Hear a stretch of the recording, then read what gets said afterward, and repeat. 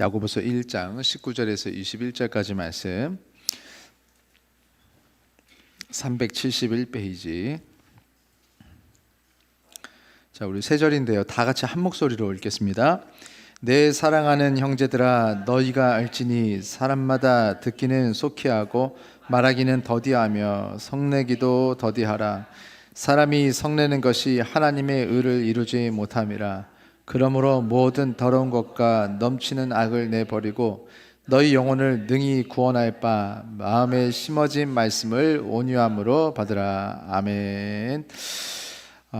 오늘은 우리 관계 시리즈 10번째, 오늘도 화가 나 있는 그대에게 두 번째 말씀 시간입니다. 우리 생활을 바라보면 오늘도 화가 나 있는 그대, 이거를 한 5번 정도 해야 될 것 같지만 오늘 2번으로 맞춰야 되기 때문에 좀 잘 들으시고 좀 잘 적용을 하시면 좋을 것 같습니다. 사실은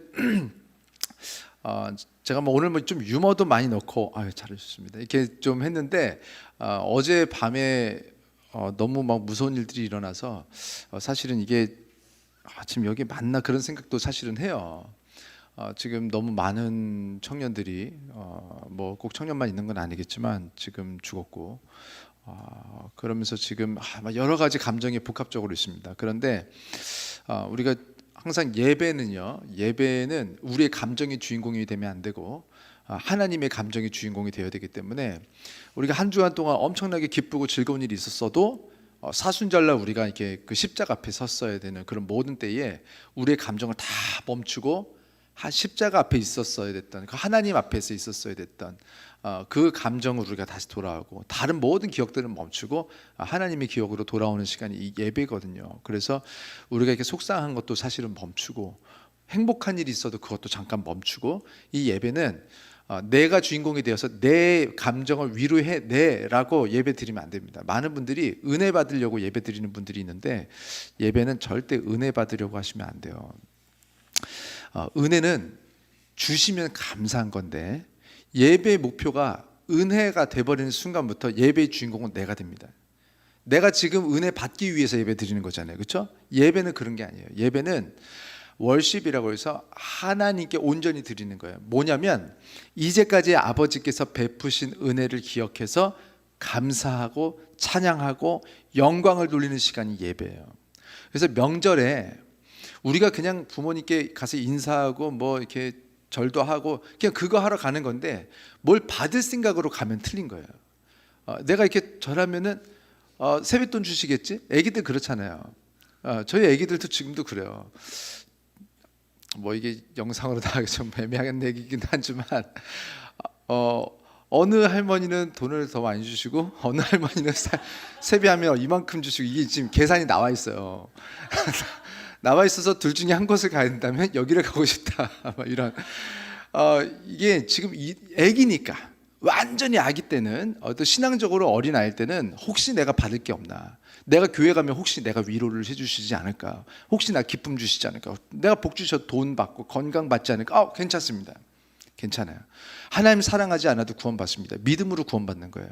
그러나 하나님께서 이렇게 우리를 장성한 자로 이렇게 점점 성장시키면서 우리가 원래 본래 뜻을, 본래 예배를 찾아가는 것인데, 그 본래의 예배는 우리가 주인공인 적이 없었다는 거예요. 우리 부모님이 주인공인 명절이듯이 이 예배의 주인공은 하나님의 감정이 뭐냐면, 오늘 하나님께서 우리에게 어떤 감정을 느끼시는지를 찾아내야 돼요. 그래서 오늘 은혜 받겠다가 아니라, 오늘 우리가 할 수 있는 최선의 우리의 모든 주신 것들을 통해서 감사와 찬양과 영광을 돌리고, 오늘 예배 드릴 때 시작했던 것처럼 회개할 것들이 있다면 회개하고, 하나님께서 싫어하셨던 것을 같이 싫어하고, 하나님께서 좋아했던 것을 같이 좋아하고, 우리가 그렇게 하나님께 영광 돌리는 시간이 예배입니다. 그랬더니 끝나고 나서 부모님께서 용돈을 명절에 세뱃돈 얼마를 주시든 다 감사하잖아요. 그 은혜를 내가 오늘 못 받아도 사실은 문제가 안 되는 거예요. 근데 하나님께서 이거를 너무너무 마음이 좋으셔서 자꾸 뭔가 주시네. 안 주셔도 되는 상황인데 자꾸 뭔가 막 세뱃돈 더 가져가라. 됐어요 어머니, 그냥 더 가져가라. 됐어요 아버지, 더 가져가라. 자꾸 바리바리 싸주는 게 부모의 마음이 어디서 왔냐면, 우리 하나님 아버지의 성향을 닮아서 그런 거예요. 오늘 우리가 은혜를 바라지 않아도 하나님께서는 이미 성경에 보니까요, 하나님의 성품이 그래요. 은혜 주기로 이미 작정하셨어요.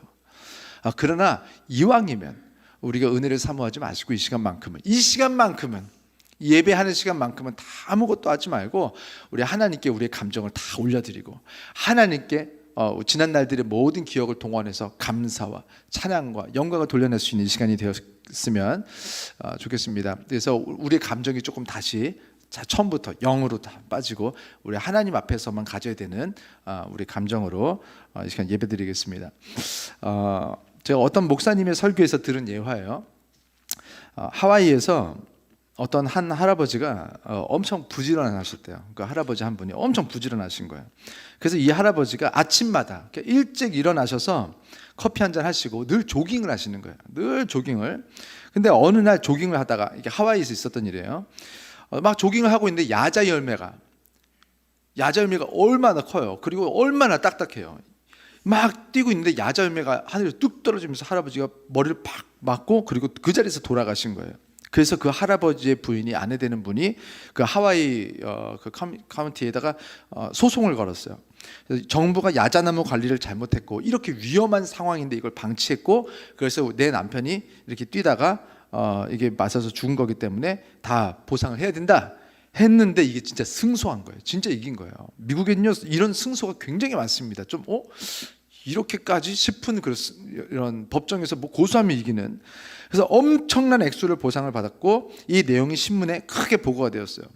그랬더니 그 다음 날부터 전국의 할머니들이 아침 일찍 일어나서 뭘 하기 시작했냐면 할아버지들을 조깅을 시키는 거예요. 그래서 지금도 하와이에 가면 할아버지들이 영문도 모르고 그냥 할머니들 성화에 못 이겨서 조깅을 하는 분들이 그렇게 많다고. 건강 때문이라고는 하지만 어찌됐든 이 이야기를 들으면서 이게 남자들이 젊을 때, 힘 있을 때, 조금 뭐 똑똑하고 좀 뭐 돈 좀 벌고 할 때 아내들에게 막 그냥 화를 쏟아내고 막 분노를 쏟으면서 살고, 우리 뭐 요즘에 좀 덜 뭐 모르겠어요. 하여간 어쨌든 옛날은 얼마나 사실 그랬어요. 사실 얼마나 고생도 하셨어요, 어르신들. 그냥 그렇게 분노를 쏟으면서 살고 그랬더니 결국에 이렇게 말년에는 이렇게 목숨 걸고 조깅이나 하고 막 이렇게 되는구나. 제가 이런 생각을 하면서 오늘의 말씀 제목을 다시 한번 이렇게 마음속에 새기게 됩니다. 자, 한번 따라하겠습니다. 오늘도 화가 나 있는 그대에게. 자, 오늘 우리의 분노를 하나님께서 잠재우시고 다 털어가시고, 그래서 우리가 이렇게 야자나무 맞으면서 조깅하는 게 아니라 우리가 건강하게 우리 인생을 서로를 사랑하면서 지키면서 살아가는 그런 우리들의 인생이 되기를 주의 이름으로 축원합니다. 자, 지난주 말씀을 조금 정리를 하면 하나만 정리를 할게요. 잠언 16장 1절 말씀이 포인트였습니다. 그게 뭐냐면 마음의 경영은 사람에게 있어도 말의 응답은 여호와께로부터 나오느니라 그랬어요. 근데 우리는 늘 기억하는 건 말의 응답은 여호와께로부터, 당연하지, 응답은 여호와 하나님이 하시는 거지, 이것만 딱 보는데 사실 그 앞에 놀라운 말씀이 있어요. 뭐냐면 마음의 경영은 사람에게 있다. To man belong the plans of the heart 하는데 이게 지금 도치된 거죠. The plans of the heart, 마음의 이 계획들이나 운영은 belong, 속한다. To man, 사람에게 속했다. 뭐냐면 마음을 경영하는 것은 사람에게 속하도록 하나님께서 창조하셨다. 다시 말해서 우리가 우리 마음을 셀프로 컨트롤하고 통제하고 절제할 수 있도록 하나님께서 창조하셨기 때문에 우리가 하나님의 자녀가 되었을 때에 컨트롤하면 분노를 컨트롤할 수 있고 우리 마음의 분노가 멈춰지게 할 수 있다는 내용이었어요. 자, 그러면 오늘 말씀은, 그러면 이 컨트롤을 하라고 하셨는데 구체적으로 좀 어떻게 통제할 것인가? 자, 성경에 마음을 통제하는 방법들이 많이 나와요. 굉장히 많이 나와요. 그러나 오늘 그 중에서 가장 중요한 우리 한 3가지 정도 팁만 좀 살펴보는 시간을 가지려고 합니다. 자, 우리 마음을 구체적으로 어떻게 통제할 것인가? 첫 번째는 뭐냐면요, 분노가 마음속에 생긴 경우에 분노를 내기로 결정을 했다고 하더라도, 난 분노 쏟을 거야 라고 결정을 했다고 하더라도 일단 분노를 행동으로 옮기기까지 시간을 두고 천천히 분노를 내십시오. 이거 지금 뭐 말 같지도 않은 말처럼 들릴 수 있어요. 근데 제가 설명을 드릴게요. 이거는 명령이에요, 명령. 무슨 말이야 이게. 분노를 하지 말라고 그래야지 천천히 하라니 쉽잖아요. 자, 그래서 가지고 왔어요. 자, 야고보서 1장 19절 말씀 우리 다시 한번 오늘 읽었던 본문인데 함께 읽겠습니다. 시작. 내 사랑하는 형제들아, 너희가 알지니 사람마다 듣기는 속히 하고 말하기는 더디하며 성내기도 더디하라. 자, 있는 그대로 말씀드릴게요. 성내지 말라고 나오지 않았고 성내기를 더디하라고 나왔어요. 자, 이거 엄청 이상한 말이죠. 아까 말씀드린 대로 성내지 말라고 하던가, 그것도 아니고 분노가 생겼을 때 분노를 천천히 내라. 이게 무슨 말일까요? 영어 성경에도 그렇게 나와요. 듣는 것은 속히 해라. Quick to listen. 성내기는 더디하라. Slow 정도는 알잖아요 우리가. Slow to become angry. Slow 하래요. become angry 하는 거를. 천천히 분노를 내라. become angry, 분노하는 사람이 되는데 slow가 천천히 하는 것이 이 분노를 해결하는 데에 열쇠가 된다는 거예요. 자, 분노의 성질을 누가 제일 잘 알까요? 분노의 성질? 당연히 이거는 하나님이 제일 잘 아시겠죠. 이 세상을 창조하셨으니까. 분노라는 감정은 그 성질에 있어서 속도에 관계가 있다는 거예요. 다시 말하면 분노는 어쩌면 분노할 만한 상황이냐 아니냐, 분노할 만한 상황을 딱 겪었다고 해서 열흘 뒤에도 20날 뒤에도 똑같이 분노하게 되는 게 아니라는 거예요. 상황은 똑같이 벌어졌는데 분노할 만한 상황이냐 아니냐가 아니라 이 분노를 언제 낼 것인지에 대한 타이밍, 즉 그 타이밍상 빠른 것, 급한 것, 서두른 것과 연결되어 있는 것이 이 분노의 성질입니다. 서두르는 사람들, 그래서 급한 사람들은요, 분노가 속에 생겼을 때에 이것을 참지 못하고 빨리 뱉어버리면서 어떻게 되냐면 그때 죄가 시작되게 한다는 거예요. 그런데 분노가 속에 생겼으나 서두르지만 않는다면, 그래서 슬로우, 천천히 분노를 내겠다고 결정만 해도 이 분노가 우리 안에 생겼으나 밖으로 나오지 않을 수 있다는 거예요. 자, 지난주 말씀 기억하시는지 모르겠어요. 에베소서 4장 26절에 이렇게 써 있었어요. 함께 읽겠습니다. 시작. 분을 내어도 죄를 짓지 말며 해가 지도록 분을 품지 말고 in your anger. 이미 화가, 분노가 막 우리 안에 냈는다. 막 났어요. 지금 분노가 막 죽겠는 거예요, 속에는. 그런데 do not sin. 죄를 안 지을 수 있다는 거예요. 너는 지금 분노가 났지만 하나님께서 지금 그 상태는 죄라고 말하지 않겠다는 거예요. 너는 아직 죄 짓지 않았어. 그런데 죄 짓는 것이 시작되는 시점이 있습니다. 그게 언제냐면 do, 행위로 옮겨지는 시점부터예요. 속에 분노가 있을 때까지는 죄가 아니지만 이거를 너가 꺼내놓는 순간부터 나는 너한테 넌 죄인이라고 말하겠다. 이건 하나님의 결정입니다. 우리 안에 분노가 생겼어도 이 분노가 속에서 있다가 멈춰지고 바깥으로 나오지 않으면 하나님과의 관계, 주변 이웃들과의 관계가 깨지지 않을 수 있다는 거예요. 그런데 이 분노가 쏟아져 버리면 그때의 하나님과의 관계도 이웃들과의 관계도 깨지는 거예요.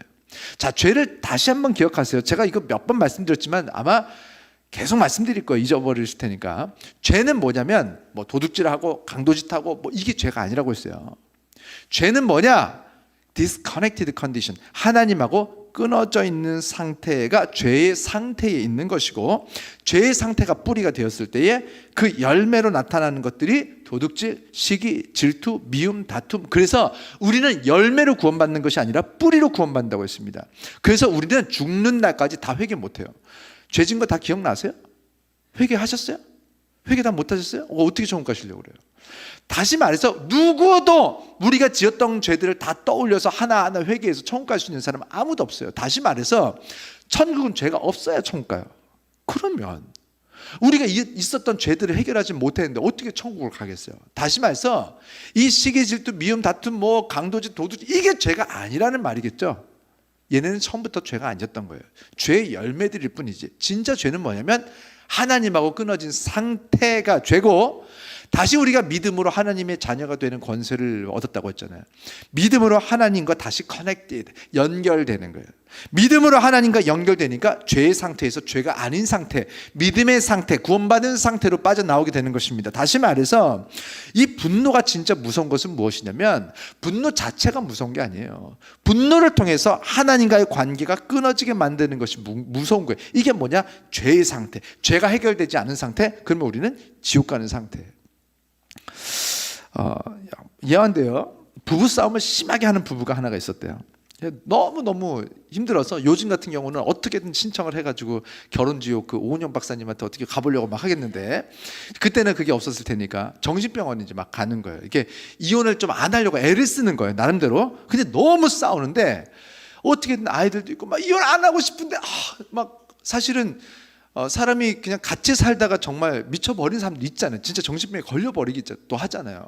그래서 뭐 이렇게 이혼을 하기도 하지만 어찌됐든 간에 그 당시 나름대로 노력한다고 정신병원을 갔어요. 그런데 이거 다 들어보고 의사 선생님이 처방을 해주셨는데, 약물이 옆에 쫙 놓여 있는 건데 이거는 다른 약 병원은 잘 없다는 거예요. 그리고 이거는 아직 시중에 유통이 되는 것이 아니어서 원하시면 돈을 안 받고 특별히 이 약물을 드리겠다는 거예요. 그래서 부부가 대화하다가 분노가 치밀었을 때 이게 가글 하듯이 이 물약을 한 모금씩 입에다가 넣고 1분만 이렇게 가글을 하고 뱉으라는 거예요. 그러면은 효과가 있을 거다. 그래서 진짜 막 싸움이 일어날 때 분노가 치밀어 오르니까 그 물약을 입에다 넣고 가글을 하기 시작했어요. 근데 이게 막 20초 지나면서 정말 분노가 막 가라앉는 거예요. 30초, 40초, 1분이 지나니까 정말 분노가 반 이상이 날아가고 분노가 많이 가라앉은 상태에서 다시 대화를 하니까 대화가 풀리기 시작하더라는 거예요. 사실은 이 대화 내용이 이렇게까지 분노할 게 아니었던 거예요. 문제가 있을 때 대화하면 되는 거였어요. 해결해 나가야 돼요. 우리가 다 신이 아닌 이상 대화를 해서 해결해 나가야 되는데, 대화를 멈춰버리게 하는 것이 무엇이냐면 이 분노라는 감정이었다는 거예요. 분노라는 감정만 날아갔더니 상황이 보니까 해결할 수 있을 것 같아. 그러면서 부부관계가 막 좋아지더라는 거예요. 어느 날 이 부부가 해외로 이민을 가게 돼서 정신과 의사한테 그 물약을 우리가 지금 들어올 수 없으니 돈을 주겠다. 돈을 주겠으니 이거를 좀 많이 좀 가지고 갈 수 있도록 한 100리터 이렇게 돈을 내겠다 했더니 의사가 말해줍니다. 이거 비밀인데 이거 사실 그 물약 그냥 설탕물이에요. 이렇게 말하는 거예요. 뭐냐면 사람 안에 분노가 생겼을 때, 분노가 막 치밀어 올랐을 때 이 말을, 소리 내는 것을 강제적으로 멈추고 1분만 있어도 사람의 분노가 50% 이상이 사라지더라는 거예요. 우리는 모두가 분노를 경험하면서 삽니다. 저는 어제 이 할로윈 사태를 보면서도 너무 안타깝고 불쌍하고 그런 마음과 함께 분노도 막 일어나더라고요. 아니, 제가 이제 어제 말씀 준비하고 이제 마치고 가려고 하는데 뭐 속보 막 하면 실시 막 떠요, 뭐가. 그래서 우리 교회 이제 아시다시피 유튜브가 막 나갔다 안 나갔다 막 이러니까 자주 체크를 해야 돼요. 자주 체크를 하느라고 이제 유튜브 이제 저기서 또 틀어보고, 뭐 아시죠? 우리 테스트 방송 한 일주일에 한 20번씩 하는 거. 툭하면 떴다가 없어지다 하죠. 뭐가 잘 안 되니까. 제가 기기를 좀 잘 못하다 보니까 뭐 바꿔야 되는 것들도 많은 것 같아요. 근데 어찌됐든 요걸 하는데 뭐가 자꾸 떠요. 그래서 뭐야 하는데 뭐 난리가 났어요, 화면에, 이게 썸네일에. 그래서 들어가 보니까 뭐 뉴스에도 나오지만, 뭐 뉴스는 그렇다 쳐, 뭐 인사사고는 언제는 안 일어났습니까? 늘 일어나는 거예요. 그거 보면서 마음이 아프죠. 잘해보려고 하는데 사람들이 능력이 없어서 뭐 길을 지나가려고 하는데 뭐 다 나쁜 사람들이겠습니까? 뭐 이렇게 지나가려고 하는데 부족하다 보니까 뭐가 잘 안 돼서 경사가 있었고, 뭐 굉장히 유명한 사람이 지나가다 보니까 사람들이 뭐 연예인이 지나간 건지 뭔지 막 또 뭐 그럼 좋잖아요. 뭐 이렇게 하다가 또 뭐 다 엎어지고 그랬나 봐요. 지금 잘은 모르겠으나 뭐 아주 나쁜 사람들이 뭐 거기서 뭐 누가 범죄를 저질러서 이렇게 죽고 그런 건 그런 것도 있을 수 있어도 아니지 않을까, 그런 생각을 하는데, 저는 더 마음이 아픈 거는 앰뷸런스가 난리가 나고 막 하니까 어떤 일이 발생했냐면, 일단은 유튜버들이 유튜버들이 일단 할로윈 그 축제 그거를 이렇게 막 방송 내보내면 사람들이 많이 볼 거 아니에요. 그래서 다 거기 가서 찍고 있는 거예요. 그런데 사고가 났어. 경찰들이 막 오고 앰뷸런스가 들어와야 되는데 못 들어와. 그러면 사람이 죽었고 지금 앞에서 심폐소생술을 하고 있는 게 보이면, 그게 심폐소생술을 하고 있는 사람이 10명도 아니고 20명도 아니고 30명도 아니고 50명도 아니고 60명도 아니고 난리가 나, 이게 완전 지옥이면 빨리 좀 비켜줘야지. 경찰이 빨리 비키세요, 빨리 비키세요, 앰뷸런스가 못 들어와요 라고 소리를 지르는데 안 비키는 거예요. 그러면서 당신은 경찰 맞아? 당신은 소방공무원 맞아? 명찰 보여줘봐, 명찰 보여줘봐. 지금 막 수습을 하고 있는데 이거 방해하고 있는 거예요. 자기 자식이 지금 거기서 누워있어도 그렇게 할 거예요? 하면서 공무원증 보여달라고, 공무원증 보내달라고, 빨리 나오시라고. 나 기자라고. 기자 아닌데 안 비키고 싶어, 이거 찍고 싶은 거예요. 이러면은 사람들이 더 많이 보잖아요.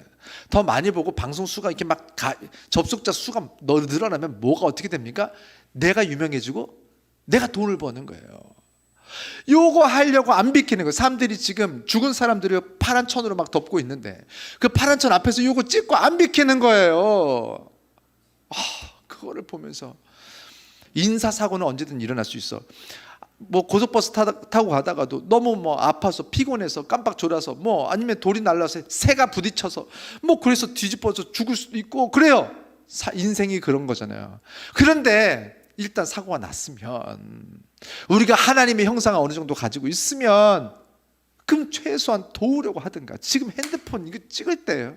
이거 누구 같이 심폐소생술을 하든가, 아니면 같이 도와서 앰뷸런스가 지나가게 좀 하든가. 이 사람들이 막 욕을 하고 같이 싸우는 거예요. 경찰이랑 소방공무원이랑.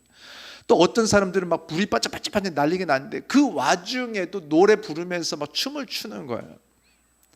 그 앞에서 단체로. 야, 이게 뭔가? 이게 지옥이 아닌가? 우리가 더 이상의 지옥이 필요한가? 이게 지옥이구나. 다 자기만 아는 거. 여러분, 분명하게 말씀드리는데 이기주의는 죄고 개인주의는 죄가 아닌 것 같죠? 개인주의는 죄입니다. 어쩌면 이기주의보다 더 무서운 죄가 개인주의입니다. 이기주의는 사람들이 비난이라도 해줘요. 그래서 그 사람이 바뀔 여지가 있는데, 개인주의는요, 사람들이 비난을 안 해요. 그런데 안 바뀌어요. 개인주의는 남에게 피해만 안 주면 되지. 내가 지금 저 사람 내가 다치게 한 거 아니잖아. 내가 저 사람을 살릴 이유가 없잖아. 그쵸? 이기주의는 아닐지 몰라. 개인주의죠. 내가 잘못한 거 아니고 내가 도와주지 않고 내가 폐를 안 끼쳤는데 무슨 상관이야, 무슨 상관이야, 내가 이렇게 살겠다는데. 이것이 사단의 성향입니다. 죄라는 건 다시 한번 말씀드리는데, 하나님의 형상과 끊어진 상태, 하나님의 성품과 끊어진 상태. 하나님의 성품은, 하나님은 우리에게도 뭐라고 말씀하셨냐면 하나님을 사랑하고 이웃을 사랑하라고 그랬어요. 자기를 사랑하는 것은 뭐라고 했습니까? 말세의 징조라고 했습니다.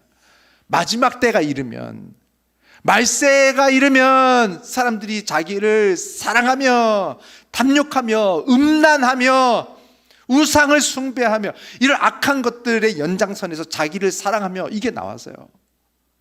하나님의 성향은 뭐냐면 하나님은 사랑받기 위한 것도 아니에요. 하나님은요, 우리를 사랑하시는 거예요. 하나님은 우리를 사랑해서, 자꾸 우리를 사랑해서 십자가에서 죽으신 거 아니에요? 그게 놀라운 일이 아니에요. 사실은요, 원래 우리들의 성향이기도 해요. 원래 우리들 사실은요, 30년 전에 여기 어르신들 계시니까 자기를 사랑하세요, 이 말 굉장히 웃긴 말이었습니다. 나는 나를 사랑해. 이게요, 지금이니까 하도 익숙해져서 그렇지, 옛날에 자기를 사랑하세요 막 이런 광고 문구가 나오면 무슨 말도 안 되는 소리야. 진짜 웃기는 소리였어요. 근데 지금 다 자기만 사랑하게 됐습니다. 그 사이에.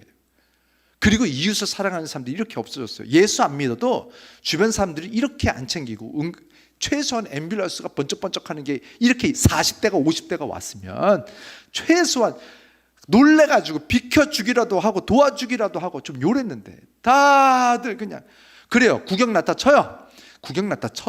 그러면 이렇게 구호하고 도와주는 사람들이 손길이 이렇게 방해가 안 되면 혹시 좀 볼 수도 있어요. 사람의 어떤 성향이 그러니까. 근데 못 들어온대잖아, 앰뷸런스가. 근데 막 싸우고 앉아 있네. 제가 이렇게 하다가 설교 오늘 못 하겠어요. 오늘 지금 없는 내용인데. 이걸 보면서 여러분, 우리는 이렇게 분노를 이렇게 자주 경험해요. 그런데 우리 주변에도 이렇게 화가 났으나 화를 겉으로 내버리는 속도가 느리기만 해도 주변에서 뭐라고 하냐면 그 사람을 볼 때 사람들은 온유한 사람이라고 말합니다. 어제도 보니까요, 이 둘이 싸우는 거예요. 어떤 사람은 안 비켜서 싸우고 어떤 사람은 비키라고 싸우고 둘이 싸움판이 난 거예요. 얼굴 다 터지게. 둘 다 방해가 돼. 근데 어떤 사람은 화내는 속도가 이렇게, 분노가 왔을 때 이 분노 그대로 쏟아버리는 것이 빠른 것뿐인데 사람들은 평가하기를 다혈질이라고 부릅니다. 그리고 툭하면 화내는 사람이라고 그래요. 그리고 자기는 아싸라다고 평가해요. 자기를 스스로를. 나는 뒤끝이 없어. 그렇게 자신을 미워하지만 이 사람은 첫 번째, 이 사람은 지금 일단 하나님의 형상이 많이 깨져 있는 사람이고 그 증거로 성령의 열매인 오래 참음, 온유가 지금 많이 부족한 사람이죠. 이렇다고 해서 하나님의 자녀가 아니다 또 이렇게 하면 안 돼요. 그러니까 성령도 충만한 게 있고 믿음도 충만한 게 있어요. 반석과 같은 믿음이 있고 약한 믿음이 있어요. 그러나 믿음이에요. 그러니까 약한 사람들은 더 강해지려고 하셔야 됩니다. 자, 그리고 두 번째, 아싸라다고 하는 사람들, 인간관계에서 반드시 필요한 그 사랑이 부족한 사람인 것을 스스로 증명하고 있는 거예요. 자, 고린도전서 13장, 흔히 사랑장이라고 하죠. 사랑은 무엇이다? 사랑에 대해서 자꾸 정의 다른 거 좀 내리지 마세요. 우리는 몰라요, 사랑을. 애기들은요, 그 말주 몇 개 이렇게 주면요, 사랑한다고 말해요. 그리고 이제 중학생 되면요, 마음이 막 콩닥콩닥콩닥 뛰어야지 사랑이고, 그리고 나이가 좀 먹으면요, 자녀를 바라보면서 뭐 이 가슴이 뛰는 것이 아니라 정말 이거를 표현하기 어려운 내 모든 것 심장 꺼내줄 수 있는 그런 사랑이 있고, 나중에 이런 사랑들이 계속 변하는데 우린 도대체 언제쯤 사랑을 알게 될까요? 사랑의 정의를요, 이렇게 우린 나름대로 내보는데 모두가 달라요. 뭐 아무래도 진리가 없어. 고린도전서 13장 사랑이 무엇인지에 대해서 정의를 알려주는 거예요. 자, 그 중에서 다 읽을 수가 없으니까 사랑을 정의하기를 5절에 이렇게 나옵니다. 한번 말씀 보겠습니다. 5절 우리 함께 읽겠습니다. 시작. 무례히 행하지 아니하며 자기의 유익을 구하지 아니하며 성내지 아니하며 악한 것을 생각하지 아니하며. 중간에 이렇게 나왔어요. 성내지 아니하며. 사랑은 성내지 아니하며. 사랑은 성내지 않으면, 내가 다른 사람들을 통해서 이렇게 막 심장을 다 꺼내줄 만큼 사랑하지 못하더라도 내가 누군가를 위해서 내가 성질이 나고 분노가 났지만 내가 성질을 내지 않기로 결정을 했어요. 그러면 여러분은 그 사람을 사랑하기 시작한 겁니다. 도대체 얼마만큼 사랑이야? 사랑인 거예요. 여러분은 꼭 부모가 아니면 사랑할 수 없는 것처럼 시대가 이렇게 이상하게 됐는데 하나님은 말씀하십니다. 네가 원수를 사랑하는 거 못해요. 아니요, 할 수 있어요. 원수에게 분노를 쏟아버리고 싶은데 하나님 말씀에 의지하여 내가 분노를 멈추기로 결정한 거예요. 성내짓기를 멈추기로 결정한 거예요. 자, 그것은 뭐냐면 내가 원수를 사랑하기 시작했다는 거예요. 우리가 가지고 있는 그 기준에는 부합하지 못하지만 하나님은 아니다, 너는 사랑하고 있어. 우리가 생각하는 믿음 너무 약해. 우리 믿음은 도저히 믿음이 아니에요. 그런데 하나님은 아니야, 그것도 믿음이야. 너의 그 작은 믿음도 믿음이야. 너의 그 작은 사랑도 사랑이야. 그러니까 우리가 천국 가는 거예요. 그러니까 칭찬받는 거예요. 우리가 어떻게 칭찬받습니까? 하나님께서 우리를 어떻게 축복해요? 그런데 하나님께서 말씀하세요. 아니야. 축복받을 만해. 너희들은 충분히 축복받을 만해. 너희들이 하고 있는 그 작은 사랑, 나를 향한 요만큼의 그 사랑, 나는 그걸 사랑이라고 부른다. 너희들이 나에게 가지고 있는 그 약한 믿음, 왔다 갔다 흔들리고 이랬다 저랬다 나가면 또 싸우고 그러나 돌아와서 회개하고 울고, 나는 그것을 믿음이라고 부른다. 그래서 하나님께서는 우리들의 작은 믿음에, 작은 사랑에 감격하시고 우리의 작은 이런 순종에 하나님께서 복을 주기로 결정하시는 거예요. 내 성격은 아싸리에서 화를 막 쏟아내는 것이 아니라 사랑이 부족한 거래요. 그래서 그 화를 성내는 것을 멈추지 못하는 거예요. 우리가 꼭 부부간이 아니더라도 뭐 자녀에게도, 직장 동료 간에도 easily angered 이렇게 나왔는데 쉽게 화를 내는 사람은 그 안에 사랑이 없지는 않겠죠. 근데 부족한 거예요. 오늘 말씀에 하나님께서 명령하십니다. 성내기를 더디하라. 자, 한번 따라하겠습니다. 성내기를 더디하라. 이건 정신과 의사가 처방해 준 게 아니라 하나님께서 우리에게 말씀하시는 거잖아요. 이건 참고하면 되는 말씀이 아니라 순종해야 되는 말씀인 줄 믿습니다. 인간관계를 하다 보면요, 화가 나고 성질이 나는 게 있을 수 있다는 거예요. 그러니까 이 말씀을 주셨겠죠. 그래서 분노가 속에 생기면 이제 우리는 어떻게 해야 되냐면 반드시 이 이유가 모든 이유의 맨 위에 있어야 돼요. 그게 뭐냐면 하나님 말씀이 그러하기 때문에 하나님 말씀에 순종해서 내가 지금 분노가 났지만 이 분노를 내지 않고 시간을 갖기로 결정하는 거예요. 슬로우하게 앵거로 가고 있지만, 천천히 분노로 가고 있지만, 천천히 가기만 해도 이 분노는 우리가 어떤 시점에 딱 도달하면 컨트롤할 수 있는 상태의 분노로 바뀌게 된다는 거예요. 처음에 컨트롤이 안 되니까 쏟아버리는 거 아니에요. 근데 컨트롤할 수 있는 상태까지 가게 하는 힘이 어디 있냐? 하나님 말씀에 순종해서 잠깐 멈추는 거예요. 그 분노를 입으로 소리내는 걸 멈추는 거예요. 정리하면 첫 번째, 분노가 치밀어 올랐을 때는 우리 스스로 컨트롤 못해요. 그래서 반드시 하나님 말씀에 순종하기 위한 목적으로 덮어놓고 분노를 내지 말고 시간을 가지세요. 여러분, 이게 막 부부싸움 하든 뭐 어딜 하든 이게 내가 분노를 멈출 이유가 나에게는 없습니다. 보통 서로 둘 다. 나도 네가 너무 잘못하고 이 사람이 봐도 이 사람이 너무 잘못해서 내가 분노를 멈출 이유가 없어요. 저 사람이 지금 나한테 너무 나쁘게 했어. 나는 분노를 쏟기 충분해 라고 서로 생각한단 말이에요. 내가 이 사람을 위해서, 이 사람을 사랑해서 분노를 멈춰봐야지는 택도 없습니다. 그거 시도도 하지 마세요. 그거 하지 마시고 항상 하나님 말씀이 그러하기 때문에 내가 지금 막 분노가 났지만 진짜 분노를 내가 이 1000배를 쏟아도 이 시원찮은 인간, 내가 지금 쏟는 게 당연한 인간이지만 내가 하나님 말씀에 순종한다. 그래서 내가 이를 꽉 깨무는 거예요. 주여 도와주시옵소서. 저 하나님 나쁜 인간. 내가 분노를 쏟아도 괜찮을 것 같지만 왠지 분노를 쏟아도 하나님도 괜찮다고 하실 것 같으나 멈추라고 하시니 아멘 하면서 주여 참는 거예요. 잠깐만 참으세요. 1분만 참으세요. 3분만 참으세요. 그러면요, 하나님께서 우리에게 복을 주시고 우리를 도우셔서 컨트롤할 수 있는 분노로 우리 분노를 바꿔주십니다. 그래서 두 번째, 그 순종하기 위한 목적으로서의 분노를 멈추는 시간을 가지고 난 다음에는 그 컨트롤할 수 있는 분노를 우리가 경험하라는 거예요. 자, 우리의 마음을 구체적으로 어떻게 통제할 것인가. 두 번째입니다. 뭐 굉장히 쉬운 말이고 뭐 어이없는 말 같은데 왜 이게 되지? 라는 걸 경험하게 될 거예요. 자, 두 번째는 뭐냐면 성경은 우리에게 뭐라고 명령하냐면 우리에게 분노를 놓아버리라고 말합니다. 이거 뻔한 얘기다. 아니요. 세상이 말하는 그런 우리가 들어왔던 것과는 좀 달라요. 자, 에베소서 4장 26절 우리 다시 한 번만 읽겠습니다. 시작. 분을 내어도 죄를 짓지 말며 해가 지도록 분을 품지 말고. 보세요. 분을 품는 사람이 있다는 거예요.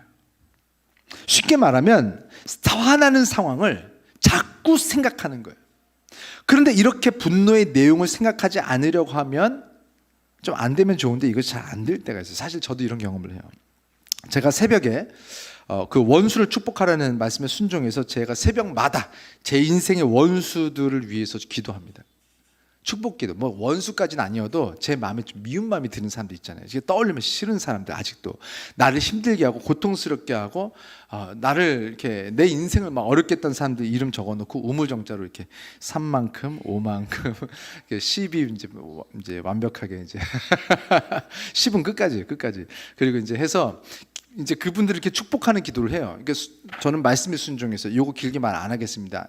지난번에 말씀드려서 이렇게 말씀에 순종해서 원수가 줄이거든 먹이우고 원수가 목마르거든 마시우라. 그러면 숯을 그 머리 위에 둔다고 했기 때문에 사실 미워서 시작한 거예요. 그 숯을 머리 위에 두고 싶어서. 그 죄의 보응은 3, 4대까지라고 했으니까 은혜는 1000대까지요. 그래서 그 집안이 망하는구나 이렇게 하면. 그래서 집안을 망하게 해야겠다라는 그런 목적으로 사실은 순종해서 원수를 먹이려다 보니까 저보다 잘 먹고 잘 살아요.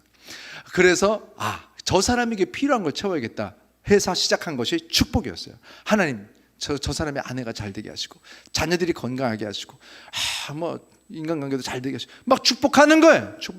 그렇게 막 그렇게 축복을 하는데, 이 축복을 하면서 제가 진짜 처음 10만큼 미웠던 사람이 7이 되고 5가 되고 3이 되고 이렇게 해서 없어져요. 나중에는요 그냥 떠올려요. 떠올리는데도 안 미워요. 그런 순간을 그냥 제가 한 것이 아니라 하나님께서 주시는 축복이 이것을 이뤄낸다는 거예요. 그런데 어느 날 제가 이렇게 기도하다가 좀 이렇게 집중력을 잃을 때가 있어요. 이렇게 기도를 오래 하시는 분들이 또 전날 또 좀 컨디션 안 좋고 하면은 기도하다가 보면은 막 힘줘서 기도가 잘 안 될 때가 있어요.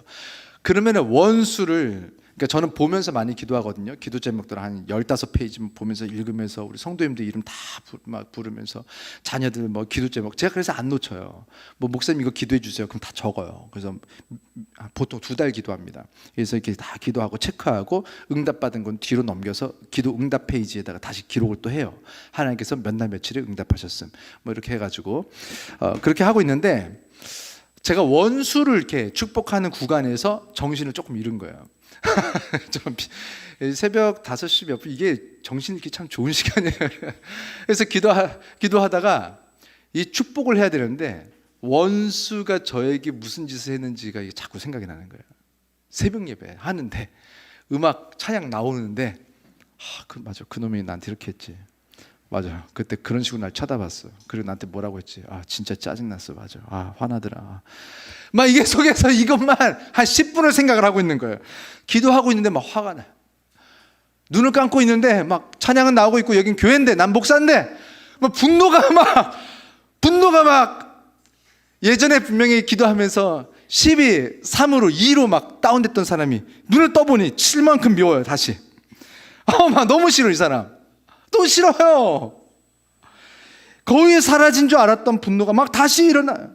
목표를 잃어버린 상태로 이렇게 원수를 떠올리면 이 지경이 됩니다. 근데 성경은 이것을 어떻게 표현하냐면 남모세가 분노를 품었다고 얘기합니다. 그 말은 내가 품지 않았다면 분노나 화, 속상함 이런 감정들은 내가 품어주지 않으면 얘네들은 내 품 안에 거하지 못한다는 거예요. 내가 품 안에 거하게 하기 위해서 품는 거 아닙니까? 근데 품지 않으면 얘네들이 품 안에서 떠나는 애들인데 품었더니 품어진 거예요, 분노가. 근데 문제는 날아가 버리지 못하게 내가 자꾸 떠올리고 자꾸 분노의 옷깃을 잡고 놓아주질 않는 거예요.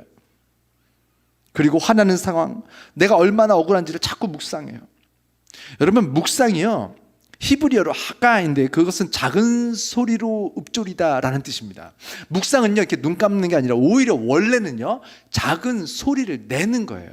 소리를 내는 것이 묵상이에요. 묵상의 능력은 뭐냐면 그 말의 소리가 현실이 되도록 바꾸는 것이, 이것이 묵상의 힘이란 말이에요. 그런데 묵상을 무엇을 하느냐가 참 중요합니다. 하나님의 말씀을 자꾸 소리 내서 말했더니 그것이 현실로 바뀌는데, 문제는 분노를 품어서 분노를 소리내서 분노를 품었더니 분노가 현실로 바뀌는 거예요. 언제까지? 여러분, 우리가 성경은 명령하는데 뭐라고 명령하냐면 불을 품지 말아라, 분노의 내용을 생각하지 말고 입으로 소리내지 말라는 거예요. 언제까지? 그 상황을 다시 떠올려도 분노로 생각하는 것을 멈출 수 있을 때까지. 그래서 제가 원수를 위한 그 기도가 사실은 처음 이걸 알게 된 다음에 다 찾아내 봤어요. 어린 시절부터 나를 이렇게 잊어버려서 그렇지 생각하면 미운 사람이 있나? 막 떠올렸어요. 이름 모르겠어. 초등학교 3학년 때 나한테 그 축구할 때 발로 날 찬 어떤 형, 누군지 몰라. 되게 수치스러웠어. 사람들 앞에서, 애들 앞에서 그 형 3학년 4학년 때 뭐 누구 막 이렇게 쫙 적어보니까 50명이 나오는 거예요. 원수까지는 아니어도 이렇게 생각하면 수치스럽고 밉고 짜증나고. 근데 그 사람들을 다 이렇게 기도해 보니까 나중에는 지금 제 핸드폰에 지금 한 13명 정도 남았거든요. 그게 뭐냐면 그 다 없어지고 한 3명 남았는데 그 사이에 또 10명이 생겨요. 또 추가 이렇게 하면서. 그래서 그 처음에 미웠던 사람들이 2011년에 시작했던 그 기도의 내용의 50명은 다 없어지고 한 2명? 그 10만큼 미웠는데 3, 1? 지금 그렇게 돼요. 그러면서 어떤 상황이 왜 지웠냐면 나중에 다시 떠올렸는데 안 미운 거예요. 안 싫은 거예요. 이제 거리에서 만나도 제가 인사를 할 수 있겠는 거예요. 인사를 하고 싶은 거예요. 오히려 커피 한 잔 내가 대접해야겠다 하면서 이걸 좀 잘 풀고 싶다, 그런 마음이 생기더라고요. 예전에는 그냥 꼴도 보기 싫었거든요. 그냥 혹시 길에서 마주칠까 봐 마주치는 것도 싫어.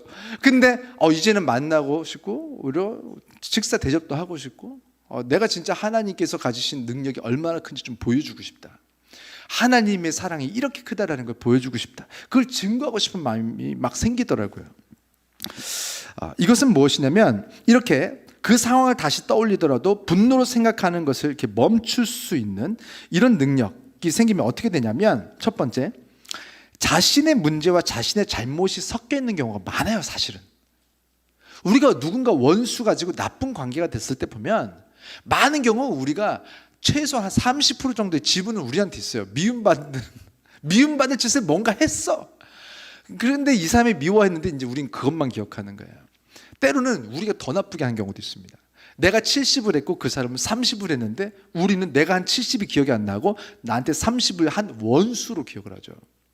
그래서 만약에 우리가 이렇게 분노가 잠재워지면, 첫 번째, 자신의 문제와 자신의 잘못이 있다면 그것을 깨닫게 되고, 두 번째, 혹시 자신의 문제가 없는 경우가 있어요.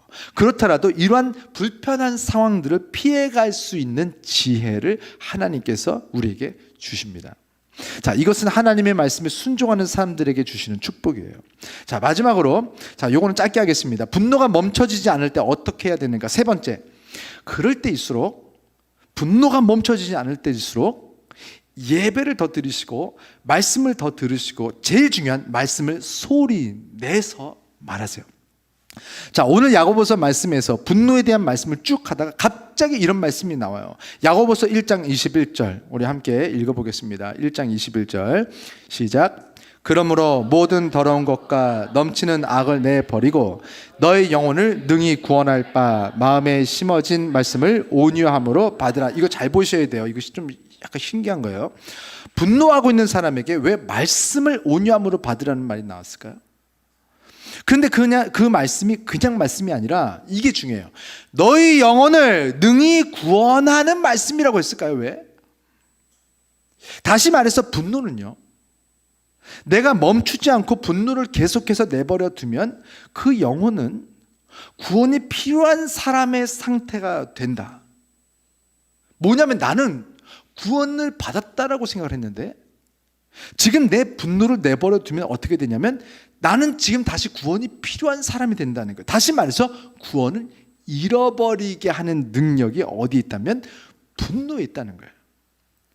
그런데 그 분노를 이길 수 있는 가장 큰 힘이 어디에 있냐면 말씀을 온유함으로 받는 것에 있다. 그런데 그 말씀을 소리내서 읽는 것의 능력이 얼마나 크냐.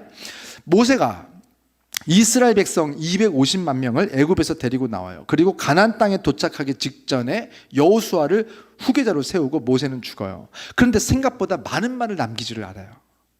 얼마나 많은 말을 남기게 됩니까? 250만 명을 끌고 지금 가나안 가려면.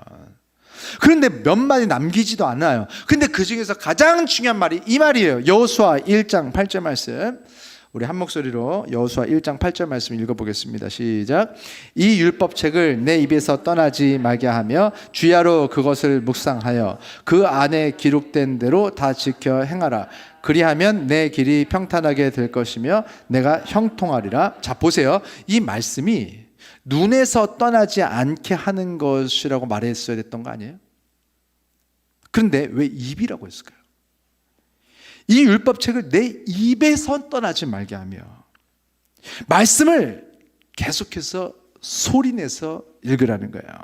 그 소리가 내 입에서 나와서 내 귀가 듣고 내 영혼이 들음으로 내 마음에 변화가 생긴다.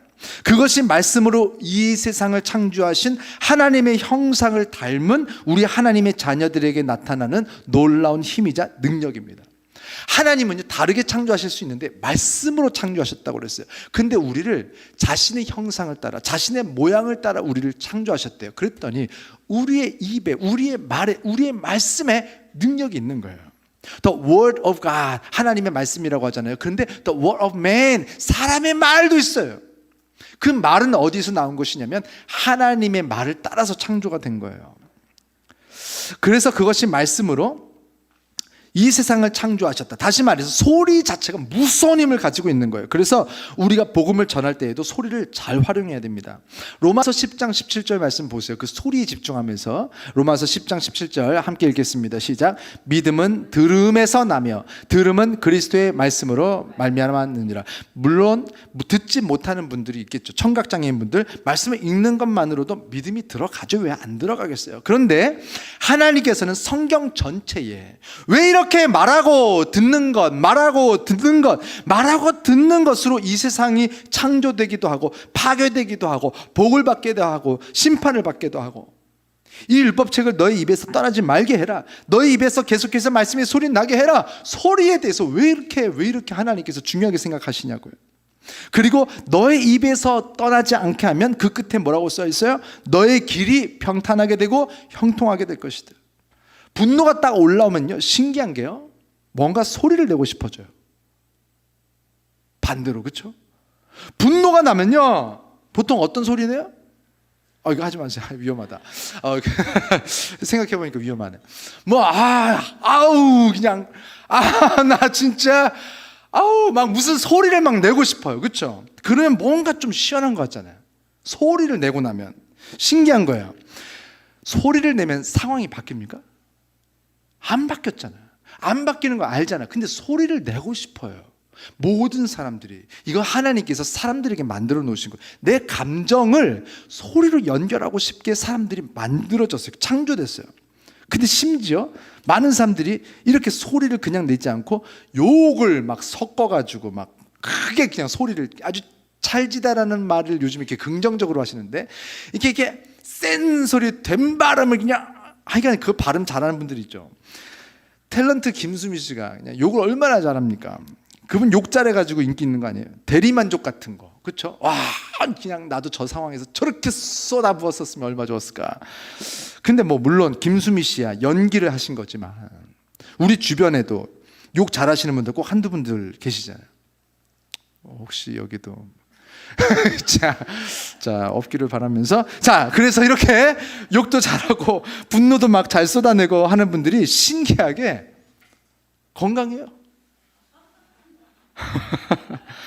막 쏟아내니까 자기는 스트레스가 없는 거예요. 그러면서 아싸라다. 난 뒤끝 없어. 자기는 뒤끝 없죠. 속에 남은 게 없으니까.